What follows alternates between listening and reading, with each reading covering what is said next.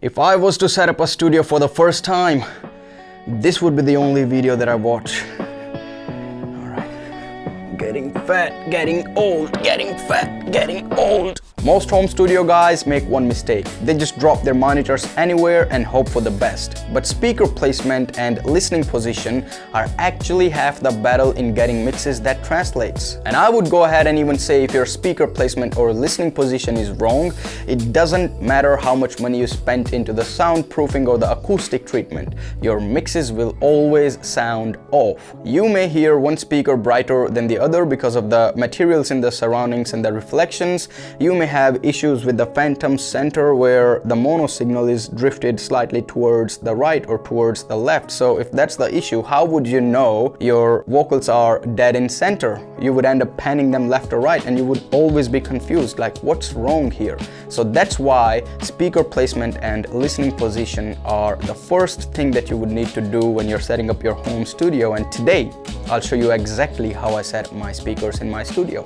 Let's go ahead and do that. Alright, so the first step, finding the right listening position. We're gonna use this rule called 38% rule.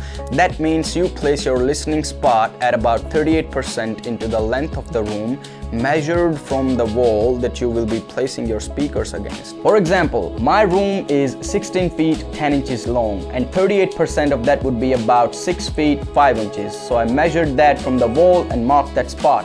And it's also the center of the width of the room. So that's where my head should ideally be when I'm mixing. Once you know your listening position, the next step is creating an equilateral triangle. That means the distance between the monitors and the distance between each monitor and your head should be equal. That locks in your stereo image. So let's go ahead and do that. Alright, so here's the catch. Most people who know about equilateral triangle, they are doing it wrong. Let me show you the proper way. So this is our listening position that we figured out using the 38% rule. We are not gonna make the equilateral triangle from this point. We are going to measure 1 feet behind the point that we just figured out. So 1 feet behind that point would be, it would be exactly right there. And the reason why we are using this new position as our reference point to make the equilateral triangle is because I explained all of that in the video that you can find in the description or maybe up there somewhere. Go ahead and check that video out. It's really important to make your equilateral triangle like this.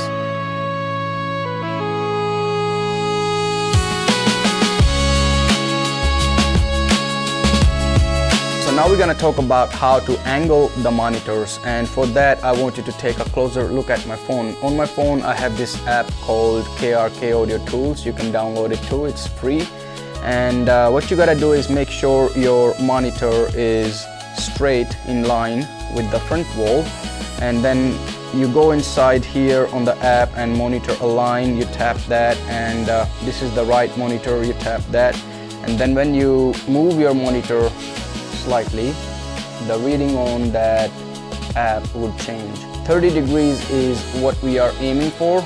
That's just a rough idea that your monitor is right now at 30 degrees and facing you directly. This is something that's just gonna get us started, and we're gonna make the final adjustments when we are sitting on the desk. Another big mistake in home studios is reflection points. Well, here's a quick trick. If you put a mirror on the wall and can see your speaker from your listening position, that's a reflection point. Treating those parts with panels will clean up your sound. So the first one is no-brainer. Put the panels in each corner of your room, going from floor all the way up to the ceiling, right behind your speakers on the front wall. It all depends on the size of your room. If your room is small, make sure that you have thick panels on the back wall as well. Diffusers are great on the back wall. So I already had a panel here, which I wasn't sure if this was the correct spot. We're gonna try and check it now. So use a mirror, put it against the wall, go ahead and sit down at your listening position. Where's my marking? Right there. I'm at my listening position right now. And what do I see? I see the back of the monitor. In order to demonstrate it to you guys, I'll take this camera there at my listening position at my ear level. Alrighty guys, so there, right there, you can see both of the speakers in the mirror. You can see that, right? So that is speaker right and that one is speaker left. So that's your first reflection point. Make sure you add a panel in this location, and in order to make it more visible, I'm gonna move my mirror a bit more towards the right. Let's go ahead and see. What do you see? Yep, so that's my first reflection point. I need to add a panel right there to control the first reflection. This panel, okay. Now let's do the same on the left. All right, now tell me, what do you see? This should be exactly, this is right there where I need to put the panel, right? You can see both of the speakers, right? Am I right? Am I wrong? Tell me, guys. I can see you. That's right, buddy. This is exactly how beautiful it gets sometimes working at the Ether recording studio. So come on in, book in your session and write some songs when you see the sun going down. Alrighty?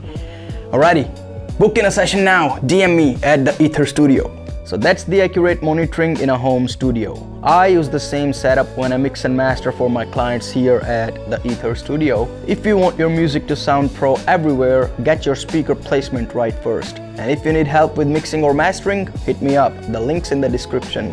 Don't forget to like, share, subscribe if you learned something new today. Alright, I'm gonna enjoy my sunset. You guys fix your speaker placement.